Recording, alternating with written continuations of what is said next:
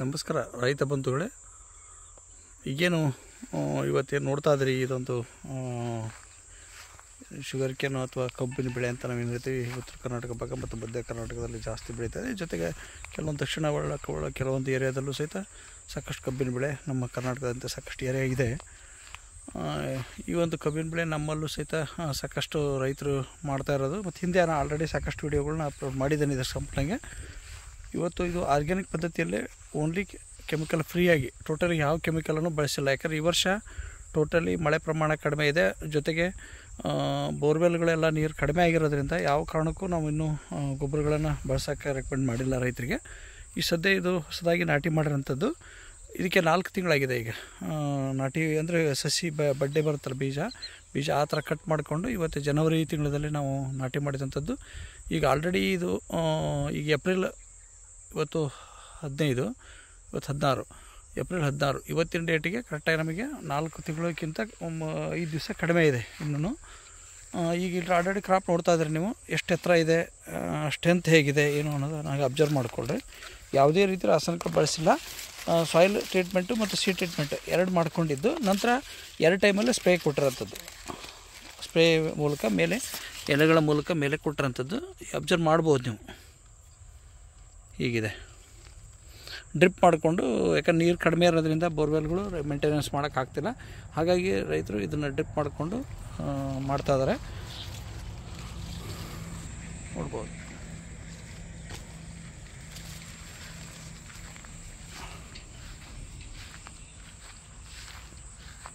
ಯಾವುದೇ ಗೊಬ್ಬರಗಳನ್ನು ಇನ್ನೂ ಸಹಿತ ಬಳಸಿಲ್ಲ. ಯಾಕಂದರೆ ಮಳೆ ಪ್ರಮಾಣ ಕಡಿಮೆ ಇರೋದು ಮತ್ತು ನೀರು ಕಡಿಮೆ ಇರೋದ್ರಿಂದ ರಾಸಾಯನಿಕ ಗೊಬ್ಬರ ಕೊಡೋಕ್ಕೆ ಭಯಪ ಇರೋದ್ರಿಂದ ಈ ವರ್ಷ ಯಾರೂ ರೆಕಮೆಂಡ್ ಮಾಡಿಲ್ಲ.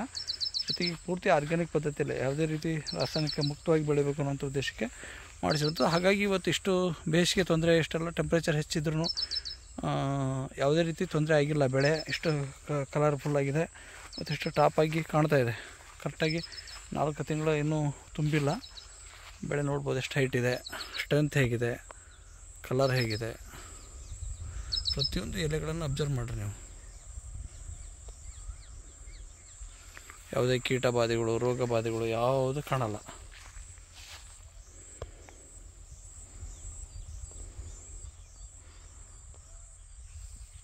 ಇನ್ನು ಇದಕ್ಕೆ ನೀರು ಸಫಿಷಿಯೆಂಟ್ ಆಗ್ತಾಯಿಲ್ಲ. ಯಾಕಂದರೆ ಡ್ರಿಪ್ಪಲ್ಲೇ ನಾವು ನೀರು ಕೊಡೋದ್ರಿಂದ ಭಾಳ ಕಡಿಮೆ ಪ್ರಮಾಣದಲ್ಲಿ ನೀರು ಹೋಗ್ತಾಯಿದೆ ಅನಿಸುತ್ತೆ.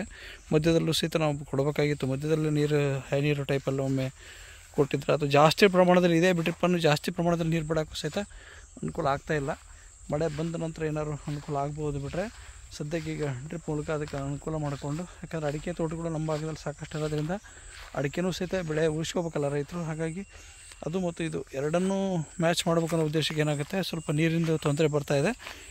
ಇನ್ನು ನೋಡ್ಬೋದು ಬೇರೆ ಹೊಡೆದಾಗಿದೆ, ಭೂಮಿ ಎಲ್ಲ ಬೇರೆ ಹೊಡೆದಿದೆ. ಮೊನ್ನೆ ಸ್ವಲ್ಪ ಮಳೆ ಆಗಿರೋದ್ರಿಂದ ಇಲ್ಲಿ ಅಷ್ಟು ಮಧ್ಯದಲ್ಲಿ ಹೋಲೆಲ್ಲ ಕಾಣ್ತಾಯಿಲ್ಲ. ಆದರೆ ಈಗ ಬೆಳೆ ಅಂತೂ ಈ ಥರ ಇದೆ, ನೋಡ್ಬೋದು. ಯಾವುದೇ ಕಾರಣಕ್ಕೂ ಇನ್ನೂ ರಾಸಾಯನಿಕ ಗೊಬ್ಬರಗಳನ್ನ ಬಳಸಿಲ್ಲ. ಮತ್ತು ಆರ್ಗ್ಯಾನಿಕ್ DAP ಪೊಟ್ಯಾಷನ್ನೇ ಬಳಸಬೇಕು ಅನ್ನೋ ಉದ್ದೇಶ ನಾವು ಇರೋದ್ರಿಂದ ಅದನ್ನು ಸಹಿತ ನಾವು ಆಲ್ರೆಡಿ ಇದು ಹೆಚ್ಚು ಕಮ್ಮಿ 10 ವರ್ಷ 12 ವರ್ಷದಿಂದ ಆರ್ಗ್ಯಾನಿಕ್ ಪದ್ಧತಿಯಲ್ಲಿ ನಾವು ಕೃಷಿ ಮಾಡ್ತಾ ಇರೋದ್ರಿಂದ ಮಣ್ಣು ಸಂಪೂರ್ಣ ತಾಕತ್ತಾಗಿರೋದ್ರಿಂದ ಯಾವುದೇ ಕಾರಣಕ್ಕೂ ಇಳುವರಿ ಬಂದೇ ಬರುತ್ತೆ. ಹಿಂದೆಲ್ಲ ನಾವು ಸಾಕಷ್ಟು ಬೆಳೆದಿರೋದ್ರಿಂದ ಇದರಲ್ಲೇ ಸಾಕಷ್ಟು ಗೊತ್ತು. ಮತ್ತು ಈ ಭೂಮಿ ಇದೆಲ್ಲ ಈಗೇನು ನೋಡ್ತಾ ಇದ್ದೀವಿ, ಈ ಭೂಮಿ ಹೆಚ್ಚು ಕಡಿಮೆ ನೀರಾವರಿ ಮಾಡೋಕ್ಕೈತಿ. ಒಂದು 30 ಇಯರ್ಸ್ ಮೇಲಾಗಿದೆ, 30 ವರ್ಷದ ಮೇಲೆ ಆಲ್ರೆಡಿ ನೀರಾವರಿ ಮಾಡ್ತಕ್ಕಂಥ ಭೂಮಿ ಇದು, ನೋಡ್ಬೋದು. ಬದು ಭಾಗದಲ್ಲಿ ಸೈಡಲ್ಲಿ ಇರುತ್ತಲ್ಲ, ಬದು ಭಾಗದಲ್ಲಿರುವಂಥದ್ದು.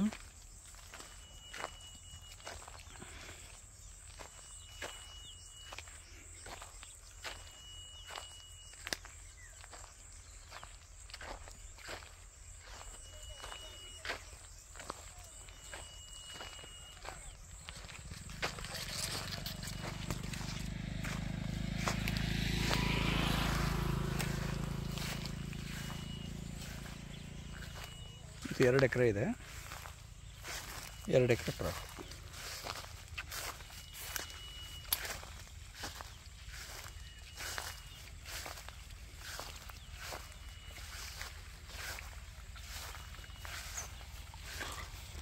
ಹೈಟು ಈಗ ಆಲ್ರೆಡಿ 5.5 6 ಅಡಿ ಅಂತೂ ಬರ್ತಾಯಿದೆ. ಈಗ ನೋಡ್ಬೋದು ನೀವೇ. 5ರಿಂದ 6 ಅಡಿ ತನಕ ಹೈಟ್ ಬರ್ತಾಯಿದೆ.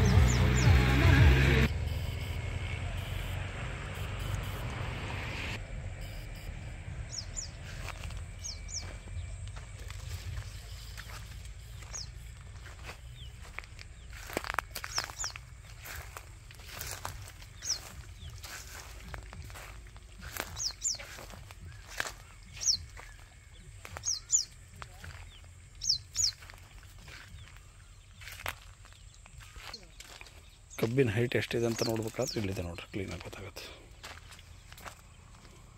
ಕಾಣುತ್ತೆ. ಅಬ್ಸರ್ವ್ ಮಾಡಿರಿ ಹೈಟ್ ಎಷ್ಟಿದೆ ಅಂತ.